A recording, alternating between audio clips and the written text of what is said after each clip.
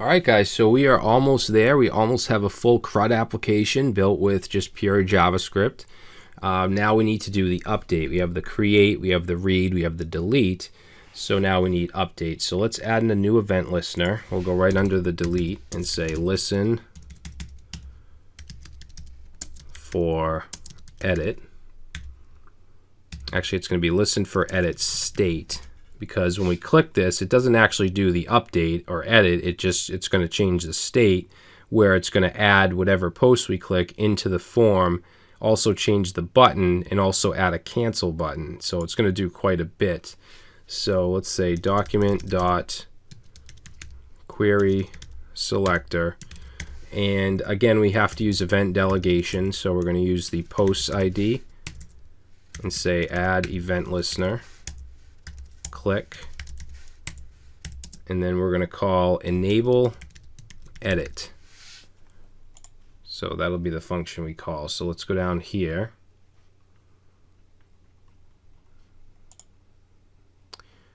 Let's see. So yeah, we'll put this right here. We'll say enable edit state.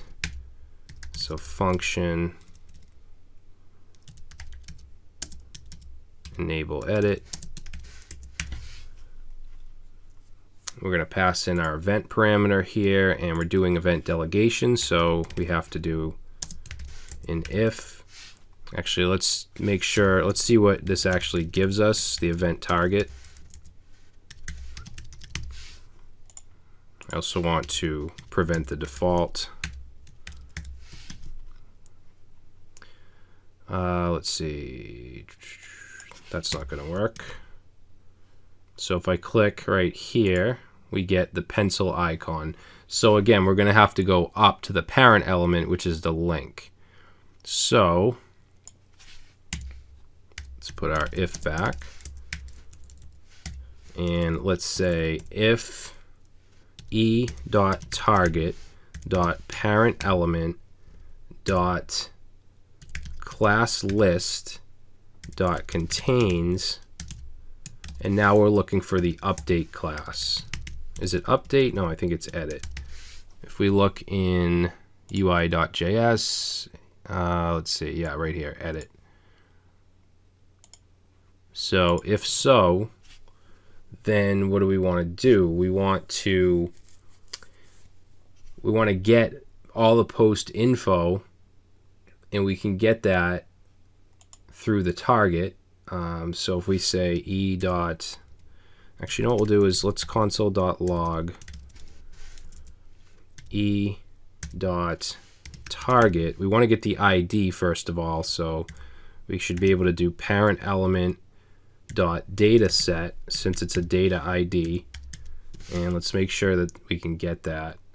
All right, so we get 1, and I'm just going to add a couple more posts here just to test it out.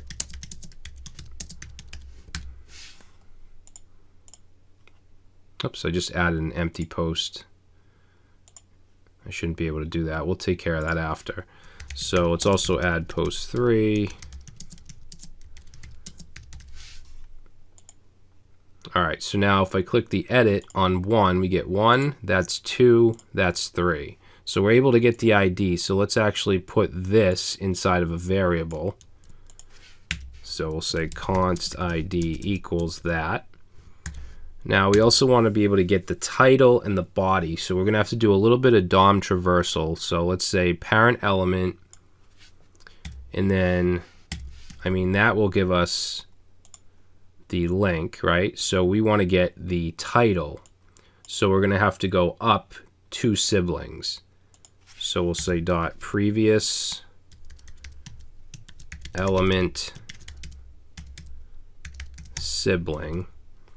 That should actually give us the body. So let's try that. If I click edit, okay, so we get, this is post 1. We get the whole thing though. We get the element. We just want the text content. So if I say dot text content and then click edit, it gives us just that. So that's the body. So we'll grab this whole thing and put this inside of a variable called body. Paste that in. Now for the title, we're going to have to go up another sibling. So let's just do another previous sibling. Dot. And now if I click this, we get post 1, which is the title. So we'll grab this whole thing, go up here, paste that in. Actually, let's put the title above the body. I'm going to just close that up too. All right, so now we have the ID, the title, and the body. Now what we want to do is let's get rid of this console log. We don't need that anymore. And we're going to create a data variable, and we're going to put all that stuff into it. So ID, title, body. And then we want to fill the form with the current post. So let's say UI.fillForm, and we'll pass in the data. All right, so now we just need to create, whoops, what happened? I don't know why that happened. So now we need to create the fillForm method in the UI library, or in the UI module. So let's go over to UI.js, and let's go to the bottom. Make sure you're still in the class. So you want to go make sure you're above this last curly brace, and let's say fill form to edit. Let's put some other comments in here too.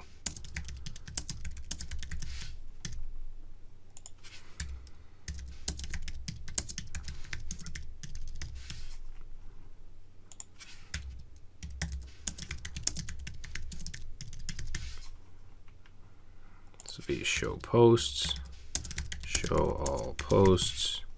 All right, so for this function here, it's going to be called fill form, and it takes in a data object, and we want to set the inputs. So this dot title input, which we have set as a property, we're going to set to data.title. We're going to set this dot body input to body.title. I'm sorry, data.body. And then we want to set the ID. Now remember, there's a hidden ID field, so we're setting this dot ID input. I'm sorry, these should all be dot values because they're form fields. So ID input dot value will be set to data.id.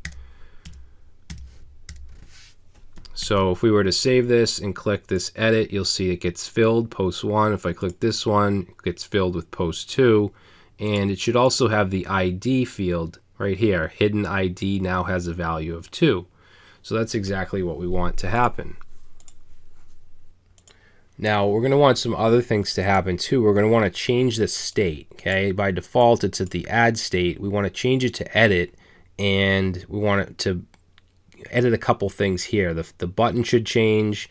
We also want a cancel button in case you want to cancel the edit state. So that's what we're going to do in the next video.